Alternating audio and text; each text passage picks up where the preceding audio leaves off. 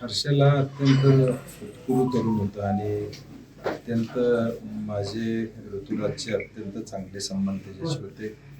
कोल्हापूरला त्याचं येणं जाणं होतं, दर वाढदिवसाला तो यायचा आणि तो असं करेल असं कधी स्वप्नात सुद्धा वाटलं नव्हतं. परंतु जी परिस्थिती उद्भवली आणि ज्या परिस्थितीमुळं अशा एका तरुणाला हे कृत्य करावंसं वाटलं, मला वाटतंय हे सरकारचं तर निश्चित अपयशच आहे. कारण की एका बाजूला अनेक घोषणा चालू आहेत, परंतु दुर्दैवानं बिलं मात्र निघत नाहीत. हे वास्तव आज महाराष्ट्राच्या समोर आहे आणि म्हणून सरकारनं याबाबत तातडीनं पावलं उचलावीत अशी आमची अपेक्षा आहे, जेणेकरून असे जे तरुण मुलं स्वतःच्या पायावर स्वकर्तृत्वावर या राज्यामध्ये काम करत आहेत, किमान त्यांना एक आधार मिळेल.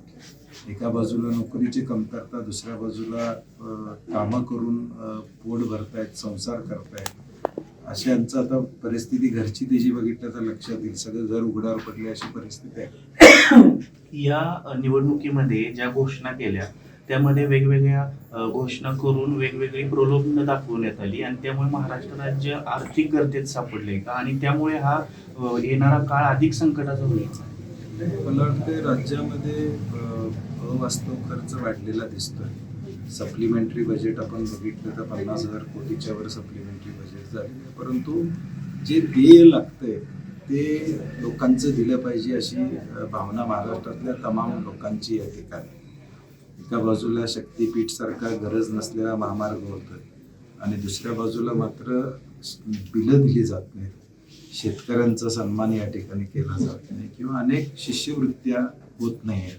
नोकर भरती रखडलेली आहे. मला ते शासनाचा प्रायोरिटी ही आता चुकलेली आहे हे महाराष्ट्रातल्या जनतेला कळू.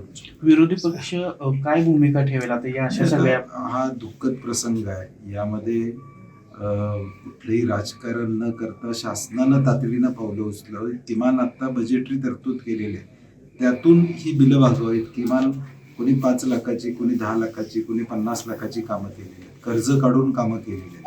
अशा परिस्थितीत किमान आता या सगळ्यांची 100% राज्यातल्या लोकांची बिलं दिली गेली तर किमान त्यांचं थोडं हलका हातभार लागेल त्यांच्या आयुष्याला, असं आमचं म्हणणं आहे. आणि त्यामुळे सरकारनं तातडीनं पावलं उचलून आता बजेटरी तरतुदी जी केलेल्या आहेत त्यातून ही बिलं भागवून अशा तरुणांनी कुठं असं पाऊल उचलू नये याची दक्षता घ्यावी.